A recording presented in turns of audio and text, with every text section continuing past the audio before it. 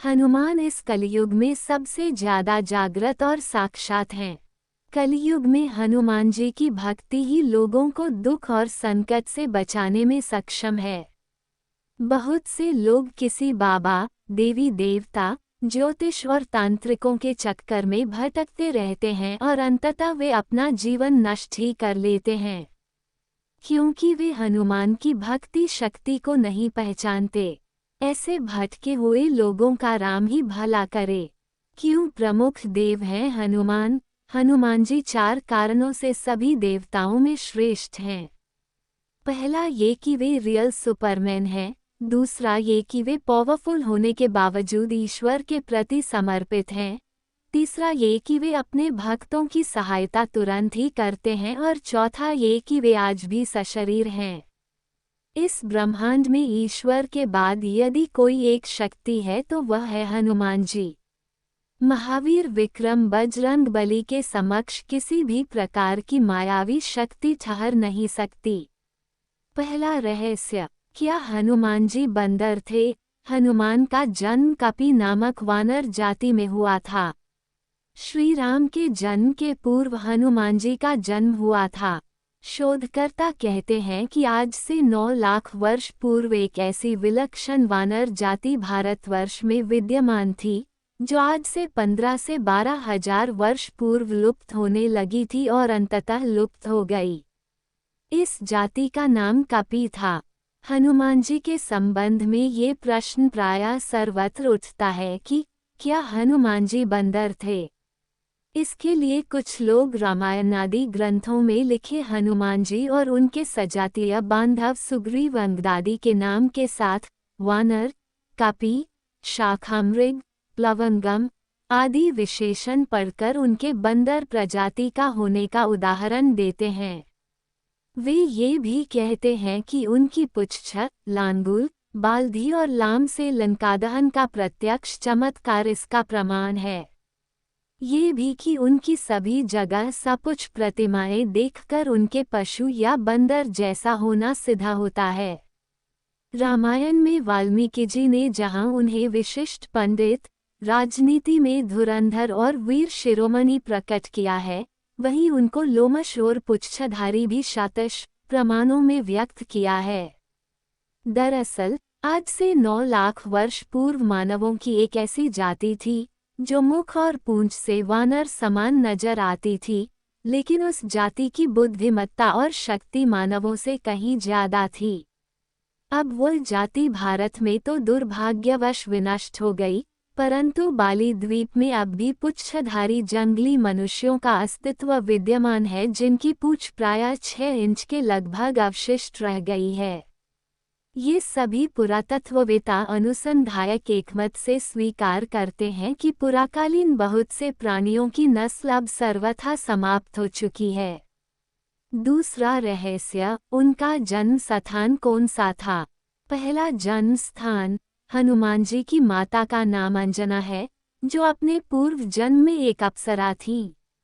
हनुमान जी के पिता का नाम केसरी है, जो वानर जाति के थे।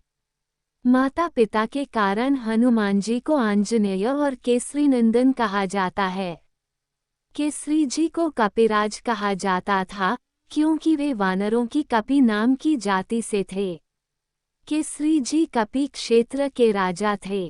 कपिस्थल कुरु साम्राज्य का एक प्रमुख भाग था। हरियाणा का कैथल पहले करनाल जिले का भाग था। ये कैथल ही पहले कपिस्थल था। कुछ लोग मानते हैं कि यही हनुमान जी का जन्म स्थान है। दूसरा जन्म स्थान, गुजरात के डांग जिले के आदिवासियों की मान्यता अनुसार डांग जिले के अंजना पर्वत में स्थित अंजनी गुफा में ही हनुमान जी का जन्म हुआ था। तीसरा स्थान, कुछ लोग मानते हैं कि हनुमान जी का जन्म झारखंड राज्य के उग्रवाद प्रभावित क्षेत्र गुमला जिला मुख्यालय से 20 किलोमीटर दूर आंजन गांव की एक गुफा में हुआ था। अंत में आखिर कहाँ जन्म लिया? पंपासरोवा अथवा पंपासर, होसपेट तालुका, मैसूर का एक पौराणिक स्थान है। हम्पी के निकट बसे हुए ग्राम अनेगुंदी को रामायणकालीन किष्किंधा माना जाता है। तुंगभद्रा नदी को पार करने पर अनेगुंदी जाते समय मुख्य मार्ग से कुछ हटकर बाईं ओर पश्चिम दिशा में पंपा सरोवर स्थित है। यहाँ स्थित एक पर्वत में एक गुफा भी है जिसे रामभक्तनी शबरी के नाम पर शबरी गुफा कहते हैं। इसी के निकट शबरी के गुरु मतंग ऋषि के नाम पर प्रसिद्ध मतंगवन था। हम्पी में ऋषिमुख के राम मंदिर के पास स्थित पहाड़ी आज भी मतंग पर्वत के नाम से जानी जाती है। कहते हैं कि मतंग ऋषि के आश्रम में ही हनुमान जी का जन्म हुआ था। मतंग नाम की आदिवासी जाति से हनुमान जी का गहरा संबंध रहा है, जिसका खुलासा होगा अगले पन्नों पर। तीसरा रहस्य, क्यों आज भी जीवित हैं हनुमान जी? हनुमान जी इस कलयुग के अंत तक अपने शरीर में ही रहेंगे। वे आज भी धरती पर विचरण करते हैं। हनुमान जी को धर्म की रक्षा के लिए अमरता का वरदान मिला था। इस वरदान के कारण आज भी हनुमान जी जीवित हैं और वे भगवान के भक्तों तथा धर्म की रक्षा में लगे हुए हैं। जब कल की रूप में भगवान विष्णु अवतार लेंगे तब हनुमान, परशुराम, अश्वत्थामा, कृपाचार्य, विश्वामित्र, विभीषण और राजा बलि सार्वजनिक रूप से प्रकट हो जाएंगे। कलयुग में श्री राम का नाम लेने वाले और हनुमान जी की भक्ति करने वाले ही सुरक्षित रह सकते हैं। हनुमान जी अपार बलशाली और वीर हैं और उनका कोई सानी नहीं है। धर्म की स्थापना और रक्षा का कार्य 4 लोगों के हाथों में है, दुर्गा, भैरव, हनुमान और कृष्ण। आगे इससे भी बड़ा चौथा रहस्य, चारों जुग प्रताप तुम्हारा। लंका विजय कर अयोध्या लौटने पर जब श्री राम उन्हें युद्ध में सहायता देने वाले विभीषण, सुग्रीव, अंगद आदि को कृतज्ञता स्वरूप उपहार देते हैं तो हनुमान जी श्री राम से याचना करते हैं, यावद रामकथा वीर चरिष्यति महितले तावत् शरीरे वत्स्युन्तु प्राणामं न संशय। अर्थात, हे वीर श्री राम, इस पृथ्वी पर जब तक रामकथा प्रचलित रहे तब तक निस्संदेह मेरे प्राण इस शरीर में बसे रहें। इस पर श्री राम उन्हें आशीर्वाद देते हैं, इव मेतत् कपिश्रेष्ठ भविता नात्र संशय। चरिष्यति कथा यावदेषा लोके च मामिका तावत् ते भविता कीर्ति शरीरे प्यवस्तथा लोका ही यावत् स्थास्यन्ति तावत् स्थास्यन्ति में कथा। अर्थात, हे कपिश्रेष्ठ, ऐसा ही होगा, इसमें संदेह नहीं है। संसार में मेरी कथा जब तक प्रचलित रहेगी तब तक तुम्हारी कीर्ति अमिट रहेगी और तुम्हारे शरीर में प्राण भी रहेंगे ही। जब तक ये लोक बने रहेंगे तब तक मेरी कथाएं भी स्थिर रहेंगी। चारों जुग प्रताप तुम्हारा है, प्रसिद्ध जगत उजियारा। त्रेतायुग में हनुमान, त्रेतायुग में तो पवन पुत्र हनुमान ने केसरीनंदन के रूप में जन्म लिया और वे राम के भक्त बनकर उनके साथ छाया की तरह रहे। वाल्मीकि रामायण में हनुमान जी के संपूर्ण चरित्र का उल्लेख मिलता है।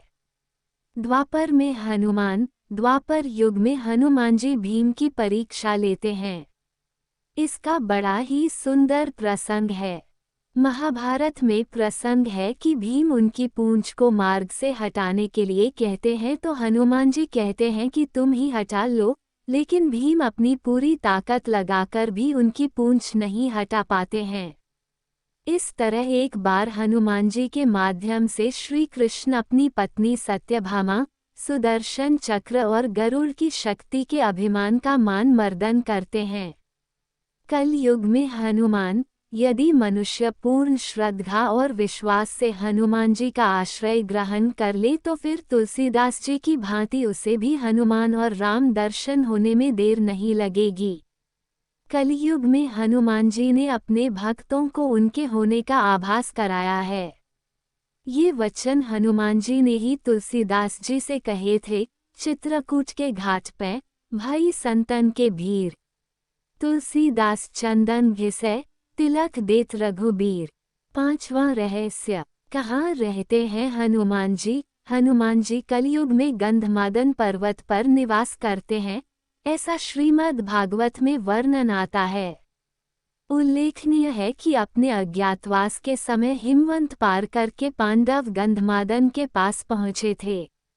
एक बार भीम सहस्रदल कमल लेने के लिए गंधमादन पर्वत के वन में पहुंच गए थे, जहां उन्होंने हनुमान को लेटे देखा और फिर हनुमान जी ने भीम का घमंड चूर कर दिया था। यत्र यत्र रघुनाथ कीर्तन तत्र कृत मस्तकांजलि, बाष्पवारी परिपूर्ण लोचन मारुति नमत राक्षसांतक। अर्थात कलयुग में जहाँ जहाँ भगवान श्री राम की कथा कीर्तन इत्यादि होते हैं, वहाँ हनुमान जी गुप्त रूप से विराजमान रहते हैं। सीताजी के वचनों के अनुसार अजर अमर गुण निधि सुत हो, करहु बहुत रघुनायक छो। गंधमादन पर्वत क्षेत्र और वन। गंधमादन पर्वत का उल्लेख कई पौराणिक हिंदू धर्म ग्रंथों में हुआ है। महाभारत की पुरा कथाओं में भी गंधमादन पर्वत का वर्णन प्रमुखता से आता है। हिंदू मान्यताओं के अनुसार माना जाता है कि यहाँ के विशालकाय पर्वतमाला और वन क्षेत्र में देवता रमन करते हैं। पर्वतों में श्रेष्ठ इस पर्वत पर कश्यप ऋषि ने भी तपस्या की थी। गंधमादन पर्वत के शिखर पर किसी भी वाहन से नहीं पहुंचा जा सकता। गंधमादन में ऋषि, सिद्ध, चारण, विद्याधर, देवता, गंधर्व, अप्सराएं और किन्नर निवास करते हैं। वे सब यहाँ निर्भीक विचरण करते हैं। वर्तमान में कहाँ है गंधमादन पर्वत? इसी नाम से एक और पर्वत रामेश्वरम के पास भी स्थित है, जहाँ से हनुमान जी ने समुद्र पार करने के लिए छलांग लगाई थी, लेकिन हम उस पर्वत की नहीं बात कर रहे हैं। हम बात कर रहे हैं हिमालय के कैलाश पर्वत के उत्तर में दक्षिण में केदार पर्वत है स्थित गंधमादन पर्वत की। ये पर्वत कुबेर के राज्य क्षेत्र में था। सुमेरु पर्वत की चारों दिशाओं में स्थित गजदंत पर्वतों में से एक को उस काल में गंधमादन पर्वत कहा जाता था। आज ये क्षेत्र तिब्बत के इलाके में है। पुराणों के अनुसार जम्बूद्वीप के इलावृत खंड और भद्राश्व खंड के बीच में गंधमादन पर्वत कहा गया है, जो अपने सुगंधित वनों के लिए प्रसिद्ध था। कैसे पहुँचे गंधमादन? पुराणों के अनुसार जम्बूद्वीप के इलावृत खंड और भद्राश्व खंड के बीच में गंधमादन पर्वत कहा गया है, जो अपने सुगंधित वनों के लिए प्रसिद्ध था। इस क्षेत्र में 2 रास्तों से जाया जा सकता है। पहला नेपाल के रास्ते मानसरोवर से आगे और दूसरा भूटान की पहाड़ियों से आगे और तीसरा अरुणाचल के रास्ते चीन होते हुए। संभवतः महाभारत काल में अर्जुन ने असम के एक तीर्थ में जब हनुमान जी से भेंट की थी, तो हनुमान जी भूटान या अरुणाचल के रास्ते ही असम तीर्थ में आए होंगे। गौरतलब है कि एक गंधमादन पर्वत उड़ीसा में भी बताया जाता है, लेकिन हम उस पर्वत की बात नहीं कर रहे हैं। इससे भी बड़ा छठा रहस्य मकरध्वज था। हनुमान जी का पुत्र अहिरावण के सेवक मकरध्वज थे। मकरध्वज को अहिरावण ने पातालपुरी का रक्षक नियुक्त कर दिया था। पवन पुत्र हनुमान जी बाल ब्रह्मचारी थे, तब कैसे कोई उनका पुत्र हो सकता है? वाल्मीकि रामायण के अनुसार उनके पुत्र की कथा हनुमान जी के लंकादहन से जुड़ी है। हनुमान जी की ही तरह मकरध्वज भी वीर, प्रतापी, पराक्रमी और महाबली थे। हनुमान जी ने अहिरावण का वध कर प्रभु श्रीराम और लक्ष्मण को मुक्त कराया और मकरध्वज को पाताल लोक का अधिपति नियुक्त करते हुए उसे धर्म के मार्ग पर चलने की प्रेरणा दी थी। 7वां रहस्य, क्यों सिंदूर चढ़ता है हनुमान जी को? हनुमान जी को सिंदूर बहुत ही प्रिय है। इसके पीछे ये कारण बताया जाता है कि एक दिन भगवान हनुमान जी माता सीता के कक्ष में पहुँचे। उन्होंने देखा माता लाल रंग की कोई चीज मांग में सजा रही है। हनुमान जी ने जब माता से पूछा, तब माता ने कहा कि इसे लगाने से प्रभु राम की आयु बढ़ती है और प्रभु का स्नेह प्राप्त होता है। तब हनुमान जी ने सोचा, जब माता इतना सा सिंदूर लगाकर प्रभु का इतना स्नेह प्राप्त कर रही है, तो अगर मैं इनसे ज्यादा लगाऊं तो मुझे प्रभु का स्नेह प्यार और ज्यादा प्राप्त होगा और प्रभु की आयु भी लंबी होगी। ये सोचकर उन्होंने अपने सारे शरीर में सिंदूर का लेप लगा लिया। इसलिए कहा जाता है कि भगवान हनुमान जी को सिंदूर लगाना बहुत पसंद है। 8वां रहस्य, हनुमान जी की स्तुति। पहली हनुमान स्तुति। हनुमान जी की प्रार्थना में तुलसीदास जी ने हनुमान चालीसा, बजरंग बाण, हनुमान बाहुक आदि अनेक स्तोत्र लिखे, लेकिन हनुमान जी की पहली स्तुति किसने की थी? तुलसीदास जी के पहले भी कई संतों और साधुओं ने हनुमान जी की श्रद्धा में स्तुति लिखी है, लेकिन क्या आप जानते हैं सबसे पहले हनुमान जी की स्तुति किसने की थी?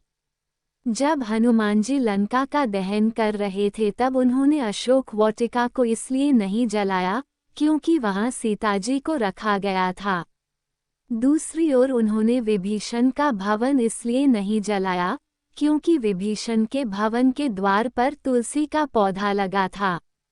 भगवान विष्णु का पावन चिन्ह शंख, चक्र और गदा भी बना हुआ था। सबसे सुखद तो ये कि उनके घर के ऊपर राम नाम अंकित था। ये देखकर हनुमान जी ने उनके भवन को नहीं जलाया। विभीषण के शरण याचना करने पर सुग्रीव ने श्रीराम से उसे शत्रु का भाई व दुष्ट बताकर उनके प्रति आशंका प्रकट की और उसे पकड़कर दंड देने का सुझाव दिया। हनुमान जी ने उन्हें दुष्ट की बजाय शिष्ट बताकर शरणागति देने की वकालत की। इस पर श्रीराम जी ने विभीषण को शरणागति न देने के सुग्रीव के प्रस्ताव को अनुचित बताया और हनुमान जी से कहा कि आपका विभीषण को शरण देना तो ठीक है किंतु उसे शिष्ट समझना ठीक नहीं है। इस पर श्री हनुमान जी ने कहा कि तुम लोग विभीषण को ही देखकर अपना विचार प्रकट कर रहे हो, मेरी ओर से भी तो देखो मैं क्यों और क्या चाहता हूँ। फिर कुछ देर हनुमान जी ने रुककर कहा, जो एक बार विनीत भाव से मेरी शरण की याचना करता है और कहता है मैं तेरा हूँ, उसे मैं अभयदान प्रदान कर देता हूँ। यह मेरा व्रत है, इसलिए विभीषण को अवश्य शरण दी जानी चाहिए। इंद्रादि देवताओं के बाद धरती पर सर्वप्रथम विभीषण ने ही हनुमान जी की शरण लेकर उनकी स्तुति की थी। विभीषण को भी हनुमान जी की तरह चिरंजीवी होने का वरदान मिला है। वे भी आज सशरीर जीवित हैं। विभीषण ने हनुमान जी की स्तुति में एक बहुत ही अद्भुत और अचूक स्तोत्र की रचना की है। विभीषण द्वारा रचित इस स्तोत्र को हनुमान वडवानल स्तोत्र कहते हैं। सब सुख लहे तुम्हारी सरना, तुम रक्षक काहू को डरना। हनुमान की शरण में भयमुक्त जीवन। हनुमान जी ने सबसे पहले सुग्रीव को बाली से बचाया और सुग्रीव को श्रीराम से मिलाया। फिर उन्होंने विभीषण को रावण से बचाया और उनको राम से मिलाया। हनुमान जी की कृपा से ही दोनों को ही भयमुक्त जीवन और राजपद मिला। इसी तरह हनुमान जी ने अपने जीवन में कई राक्षसों और साधु संतों को भयमुक्त और जीवन मुक्त किया है। 9वां रहस्य, हनुमान जी की पत्नी का नाम। क्या आपने कभी सुना है कि हनुमान जी का विवाह भी हुआ था? आज तक ये बात लोगों से छिपी रही क्योंकि लोग हिंदू शास्त्र नहीं पढ़ते और जो पंडित या आचार्य शास्त्र पढ़ते हैं वे ऐसी बातों का जिक्र नहीं करते हैं। आंध्र प्रदेश के खम्मम जिले में एक मंदिर ऐसा विद्यमान है जो प्रमाण है हनुमान जी के विवाह का। इस मंदिर में हनुमान जी की प्रतिमा के साथ उनकी पत्नी की प्रतिमा भी विराजमान है। इस मंदिर के दर्शन करने के लिए दूर दूर से लोग आते हैं। माना जाता है कि हनुमान जी के उनकी पत्नी के साथ दर्शन करने के बाद पति पत्नी के बीच चल रहे सारे विवाद समाप्त हो जाते हैं। उनके दर्शन के बाद जो भी विवाद की शुरुआत करता है उसका बुरा होता है। हनुमान जी की पत्नी का नाम सुवर चला था। वैसे तो हनुमान जी बाल ब्रह्मचारी हैं और आज भी वे ब्रह्मचर्य के व्रत में ही हैं। विवाह करने का मतलब यह नहीं कि वे ब्रह्मचारी नहीं रहे। कहा जाता है कि पराशर संहिता में हनुमान जी का किसी खास परिस्थिति में विवाह होने का जिक्र है। कुछ विशेष परिस्थितियों के कारण ही बजरंगबली को सुवर्चला के साथ विवाह बंधन में बंधना पड़ा। इस संबंध में एक कथा है कि हनुमान जी ने भगवान सूर्य को अपना गुरु बनाया था। हनुमान जी भगवान सूर्य से अपनी शिक्षा ग्रहण कर रहे थे।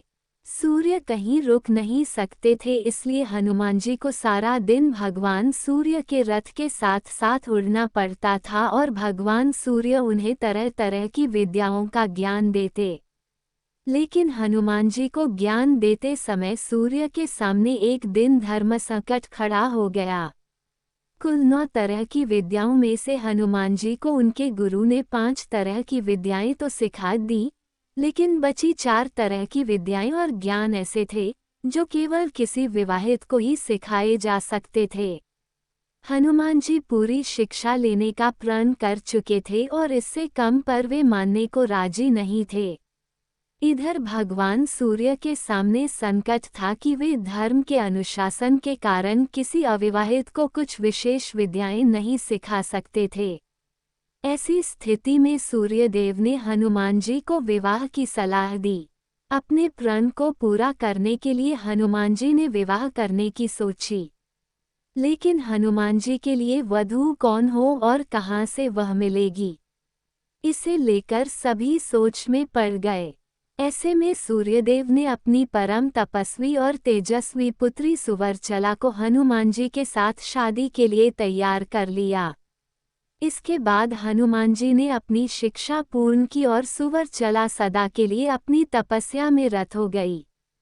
इस तरह हनुमान जी भले ही शादी के बंधन में बंध गए हो, लेकिन शारीरिक रूप से वे आज भी एक ब्रह्मचारी ही हैं। 10वां रहस्य। एक वेबसाइट का दावा है कि प्रत्येक 41 साल बाद हनुमान जी श्रीलंका के जंगलों में प्राचीन काल से रह रहे आदिवासियों से मिलने के लिए आते हैं। वेबसाइट के मुताबिक श्रीलंका के जंगलों में कुछ ऐसे कबीलाई लोगों का पता चला है जिनसे मिलने हनुमान जी आते हैं। इन कबीलाई लोगों पर अध्ययन करने वाले आध्यात्मिक संगठन सेतु के अनुसार पिछले साल ही हनुमान जी इन कबीलाई लोगों से मिलने आए थे। अब हनुमान जी 41 साल बाद आएंगे। इन कबीलाई या आदिवासी समूह के लोगों को मातंग नाम दिया गया है। उल्लेखनीय है कि कर्नाटक में पंपा सरोवर के पास मातंग ऋषि का आश्रम है, जहां हनुमान जी का जन्म हुआ था। सेतु एशिया वेबसाइट के अनुसार कबीले का इतिहास रामायण काल से जुड़ा है। कहा जाता है कि भगवान राम के स्वर्ग चले जाने के बाद हनुमान जी दक्षिण भारत के जंगलों में लौट आए थे और फिर समुद्र पार कर श्रीलंका के जंगलों में रहने लगे। जब तक पवनपुत्र हनुमान श्रीलंका के जंगलों में रहे, वहां के कबीलाई लोगों ने उनकी बहुत सेवा की। जब हनुमान जी वहां से जाने लगे तब उन्होंने वादा किया कि वे हर 41 साल बाद आकर वहां के कबीले की पीढ़ियों को ब्रह्मज्ञान देंगे। कबीले का मुखिया हनुमान जी के साथ की बातचीत को एक लॉग बुक में दर्ज कराता है। सेतु नामक संगठन इस लॉग बुक का अध्ययन कर उसका खुलासा करने का दावा करता है।